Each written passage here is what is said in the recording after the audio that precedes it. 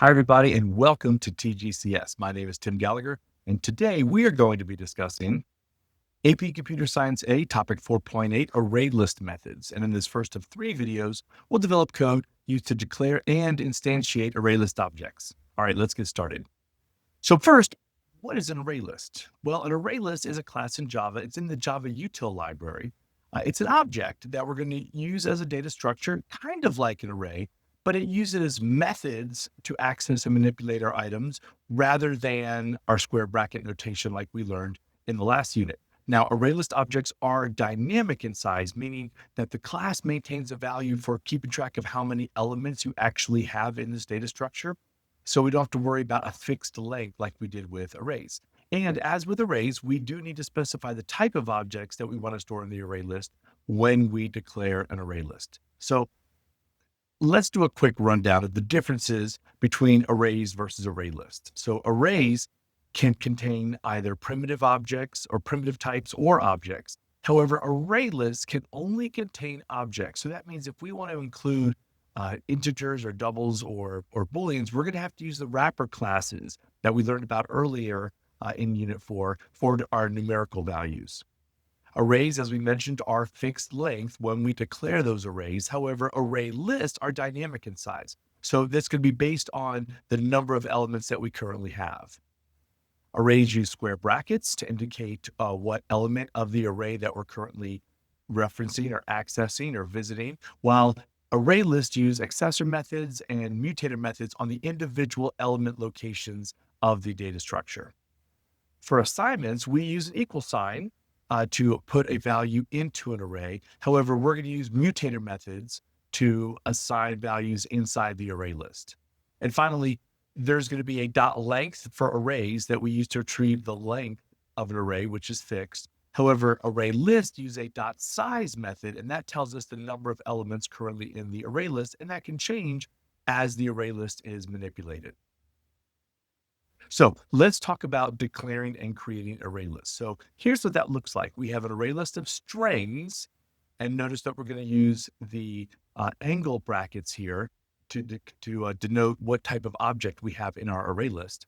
It's called names, and then we say equals new array list. We use that new word whenever we're calling the constructor of a class, which we are here. But we're also saying array list, and again, with the angle brackets, which is something called generics in Java, we're using that to denote what type of object we're storing in the array list. And in this case, it's going to be strings. So break this down. Array list is our class.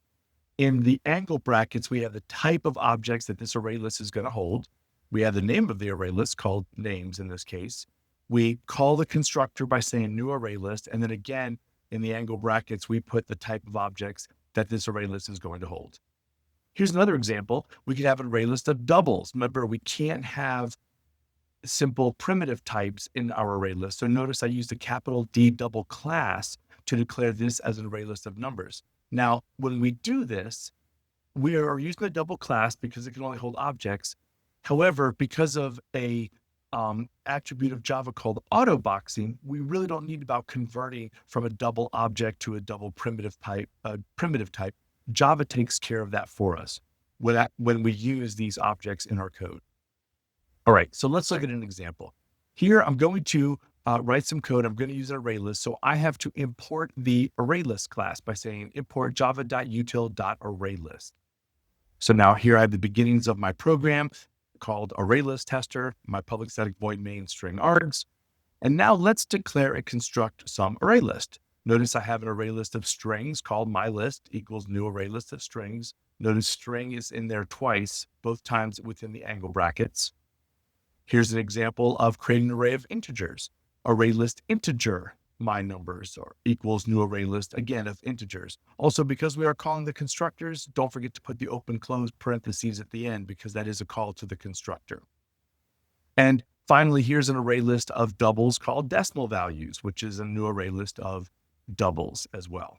So we said we don't have to specify the size of the array list at the time of declaration. So what is the size right now? I haven't put anything into them. Well, let's take a sneak peek at calling a method of the ArrayList class And here I'm going to print out my list.size. Size tells us how many elements are currently in the array list. And when I run this program, it's going to print out a 0 because we currently don't have anything in the array list yet. We've declared them, we've constructed them or instantiated them, but they're currently don't have any values in there. That we'll look at in a future video. All right, so in this video, we developed code to declare and instantiate our ArrayList objects. We also took a little peek at one of the ArrayList methods called size, and that told us how many elements were in the array list, which right now is 0. All right, that's it for this video. Thanks so much for joining us here today. Don't forget to hit that like button. Please subscribe to this channel, and we'll see you next time. Take care.